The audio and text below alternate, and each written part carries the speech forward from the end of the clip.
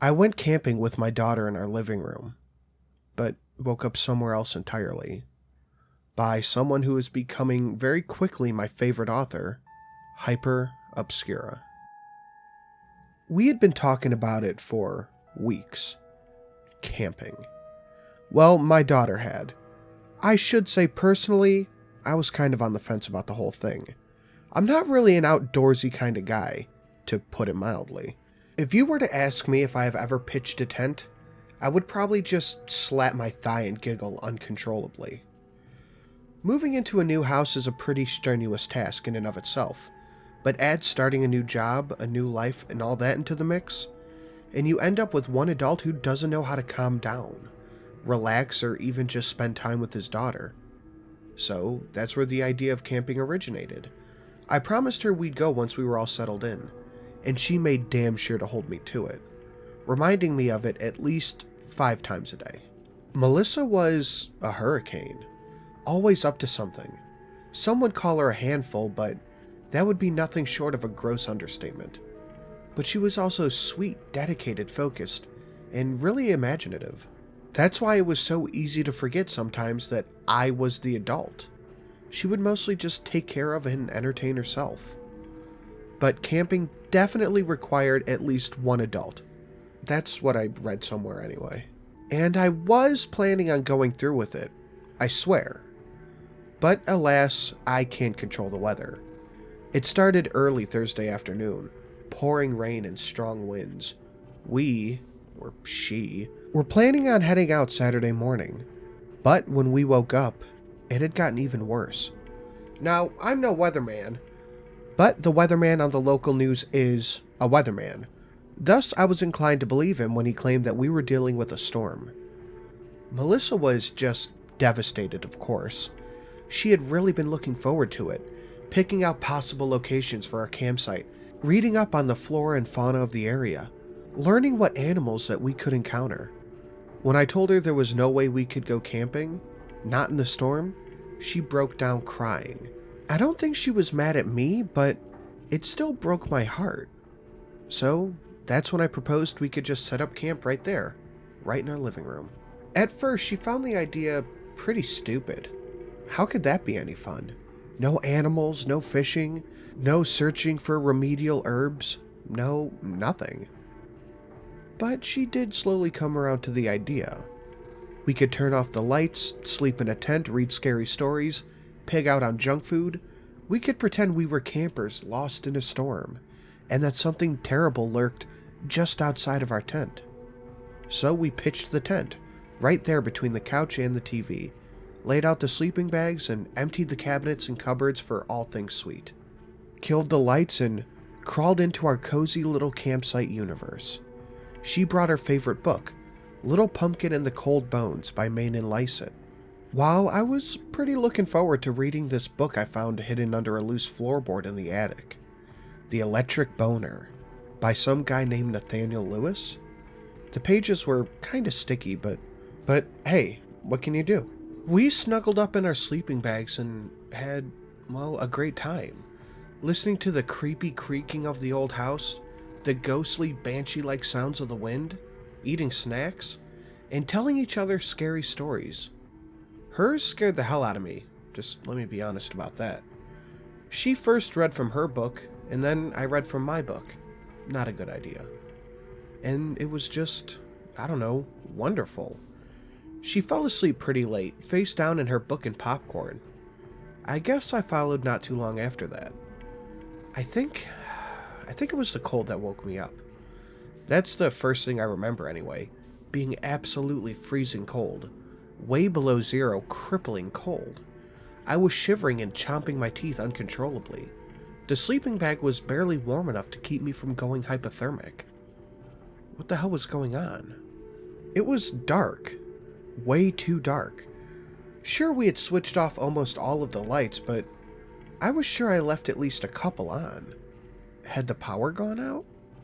Given the intensity of the storm, it was completely possible, but that still didn't explain the cold.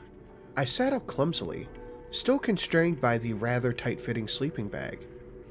There was something wrong. Something I couldn't quite explain. "Melissa," I whispered. No answer. "Melissa," I said slightly louder. "Are you there? Wake up." I managed to get my arm free and blindly felt around the tent. Nothing. Not even her sleeping bag. Maybe she was, I don't know, uncomfortable, couldn't sleep and decided to go to her bed. Maybe she just had to go to the toilet and took her sleeping bag with her for warmth? I guess both could make sense, but I still couldn't shake that strange feeling. The feeling that told me I wasn't in my house anymore. I fumbled for the zipper. My fingers were completely numb from the cold. I had to pause every few seconds to blow some warm breath back into them.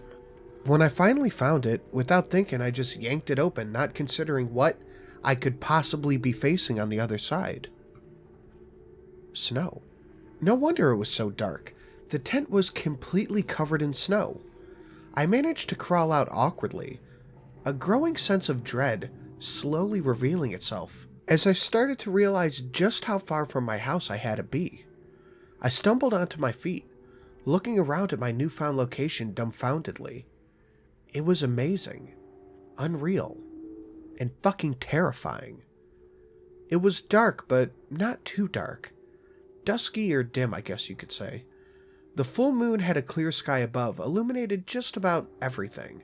I was standing in what appeared to be a deep ravine, the steep, jagged, rocky walls stretching impossibly high into the air on either side.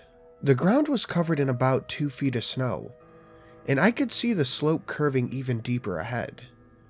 But what really caught my eye, the thing that instantly sent adrenaline pumping through my system, were the footprints that were in the snow.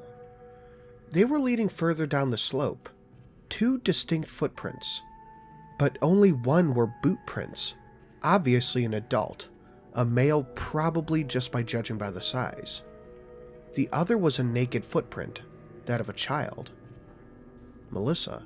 It had to be her. Without thinking, I immediately sprung into action and halfway run, halfway stumbled through the snow, calling out her name in utter shrieks of panic. "Melissa! Melissa!" The only thing I could hear was my own echoing voice, but I kept going. The cold didn't bother me as much, probably because of the previously mentioned adrenaline, but I knew deep down I wasn't going to last long in these temperatures. I followed the footprints for about 5 minutes when I spotted blood. Just tiny droplets in the snow to begin with, but growing in both size and frequency the further I went. She was hurt. The sick fucker that was chasing her had hurt her. I felt a mixture between horror, fear, and rage, and it completely possessed me. Driven by this terrible emotion, I set aside all my pain and exhaustion and ran at speeds I've yet to match. And then I found them. It was a short circular chamber at the end of the slope. The moonlight hit him just right, and it felt like I was watching everything unfold in some crazy hallucination. She wasn't wearing any clothes. She was completely naked. Her pale skin appeared almost blue. She had her back turned to me, her long hair flowing down to her waist. "Melissa!" I yelled. The girl turned around slowly. She was bathed in blood from head to foot. In her cold blue eyes, I saw something disturbingly primal, something dark and animalistic, and it hit me like a ton of bricks. That wasn't Melissa. She sniffed the air like she was trying to ascertain if I was a threat or not, before bending down to the mangled corpse before her. What happened next, I still have a hard time describing. It was like watching a clan of hyenas rip their prey to pieces. Except, in this case, the hyenas were a tiny, fair-haired little girl. I couldn't move. I didn't want to move. I think maybe I was afraid she'd react to a sudden movement. Afraid she would chase me down and kill me like she did to that man. After about 10 minutes of watching her just completely shred this corpse into tiny chunks, she took a long, deep breath of the freezing cold air and turned back to face me. "Have you seen Miss Piggy?" she asked. "The bad man scared her." Her voice was just so normal. Exactly the kind of voice you would expect from a little girl. But it still struck fear right into my heart. terrible, agonizing dread. No, I mumbled. No, I haven't seen Miss Piggy. She stared at me for quite a while, her thin arms sort of just swaying hypnotically at her side. Every once in a while, she broke out snarling like an agitated dog, almost as if she was reacting to her own thoughts. "You'd better go then," she eventually said. "Go back home." I stood there shivering, suddenly realizing how cold it really was. This girl didn't seem to mind the sub-zero temperatures at all. She just kept pacing around what was left of this corpse, occasionally erupting into wild, bestial snarls. "Go!" she suddenly shrieked. "Go before I change my mind!" I turned on a dime and ran all the way back to camp. I didn't stop. I didn't even slow down to catch brief glances behind me. I knew I just had to do what she said, and if I didn't, she would slaughter me without even breaking a sweat. I arrived at the tent wheezing, completely famished, exhausted, dehydrated, and dangerously hypothermic, all mixed into one big bag of things that could kill me. What now, was all I could think. What on earth should I do now? It was only when I heard the rapidly increasing sounds of naked feet in the snow that I dove into the tent, feverishly closing the zipper behind me. I don't know how long I stayed there. Hours? Days? Probably not days. But at some point, I just lost consciousness. I fainted. Everything turned to black. I woke up in my living room. Well, in an erected tent in my living room at the very least. This is the part that you loathe. The part that some of you were expecting. The part where I tell you it was all just a dream. Well, that's what I try to tell myself anyway. Some freakishly vivid dream. So vivid that... It was so vivid that I woke up with frostbite on my hands and feet. Melissa was sound asleep next to me, and I thanked all of the gods I could remember the name of. At least she didn't get dragged into this fucking nightmare. As I sat there tending to my wounds, she slowly woke up, and she sat up next to me and she gave me a big hug. "You alright, kiddo?" I asked. "Yeah, Daddy. I just wanted to thank you." "Thank me for what?" I said, slightly perplexed. "Well, for the camping trip, of course. It was wonderful." I smiled. It had been pretty great. Well, except for the vivid nightmare, but I was alive and my daughter was happy. What more could a man ask for? "Guess what?" she said playfully. "What?" "I got to ride her." She smiled gleefully. "What? Who?" I asked, pretty puzzled. "Well, Miss Piggy, of course. The girl thanked me for finding her and she let me ride her." I'm never, ever going camping in my living room again.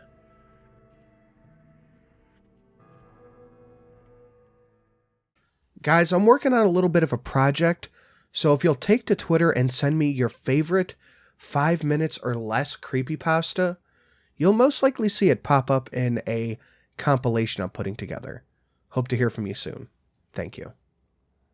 I would like to thank all of the lovely, wonderful patrons who are currently listed on screen. Sorry about the cold, I'm getting over it. Dan R., Paul Z., Cody V., Chaos X, Mr. Swiston, Official Jerboa, JY, Pyromancer, Hayden MH, Ethan A., Dark Side of the Bear, Daniel H., Maximilian, Charles P., and welcome new patron, Nalia. Sorry you're not on the card yet. I do them every weekend. You guys are the best ever. You completely keep this channel afloat, and I cannot thank you enough. Thank you so, so much.